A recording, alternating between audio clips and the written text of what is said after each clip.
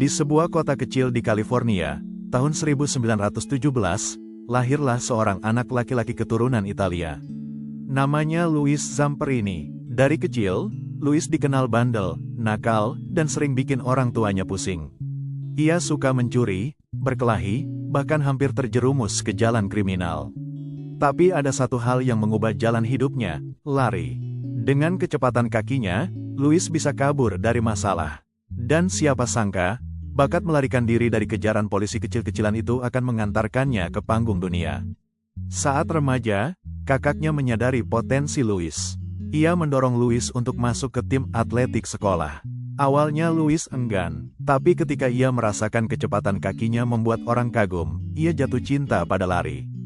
Dalam waktu singkat, Louis berubah dari troublemaker menjadi juara lintasan. Ia mencetak rekor demi rekor, hingga dijuluki The Torrance Tornado, badai dari Torrance. Prestasinya membawanya ke Olimpiade Berlin 1936, saat usianya baru 19 tahun. Ia tidak memenangkan medali emas, tapi penampilannya mencuri perhatian dunia. Bahkan Adolf Hitler, yang menonton langsung, memintanya untuk bertemu. Hitler hanya berkata singkat, "Ah, the boy with the fast finish." Anak dengan lari penutup yang cepat. Ketika Perang Dunia II pecah, Louis meninggalkan lintasan untuk bergabung dengan Angkatan Udara AS. Ia menjadi bombardir di pesawat B-24. Hidupnya kini bukan lagi tentang mengejar medali, melainkan tentang bertahan hidup di langit Pasifik. Misi demi misi ia jalani, hingga pada suatu hari di tahun 1943, pesawat yang ditumpanginya mengalami kerusakan fatal dan jatuh ke Samudra Pasifik. Dari 11 awak pesawat, hanya 3 yang selamat, Louis, pilotnya Phil, dan seorang teknisi bernama Mac. Mereka hanya punya sekoci kecil karet, sedikit air, dan beberapa ransum darurat. Begitu dimulailah salah satu kisah bertahan hidup paling luar biasa dalam sejarah perang. Lautan luas tanpa batas. Siang hari, panas terik membakar kulit mereka. Malam hari, dingin menggigit. Hanya ada sekoci karet kecil sebagai tempat bertahan.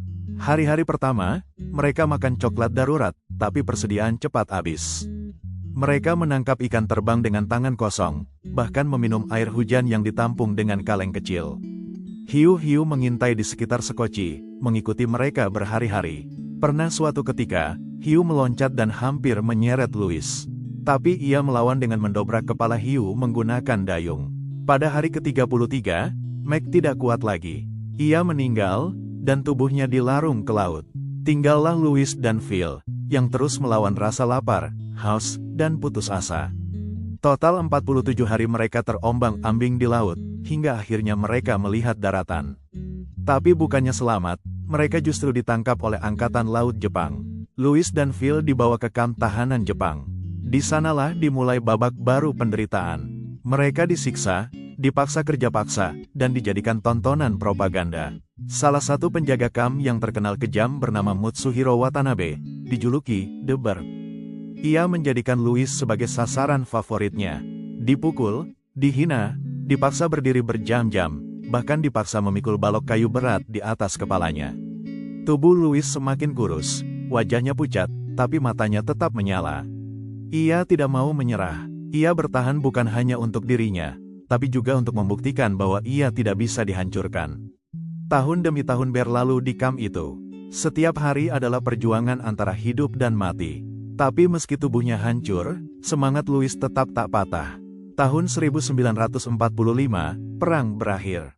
Jepang menyerah, dan kamp-kamp tahanan dibebaskan. Louis pulang ke rumah setelah bertahun-tahun hilang, dianggap mati oleh keluarganya.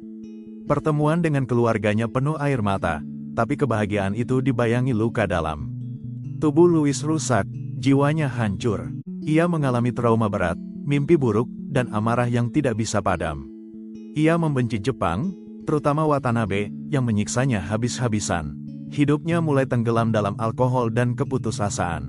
Bahkan pernikahannya hampir hancur. Seakan, perang masih terus berlangsung dalam batinnya. Hidup Louis berubah ketika istrinya mengajaknya mendengar khotbah seorang pendeta muda bernama Billy Graham. Di sana, Louis menemukan harapan baru.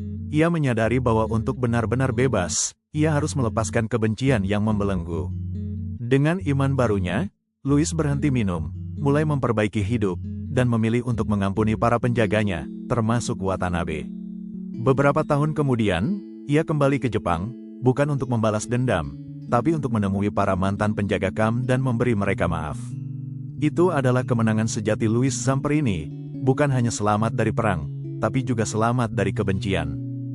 Louis Zamperini hidup panjang hingga usia 97 tahun. Ia menjadi pembicara motivasi, menulis buku, dan kisah.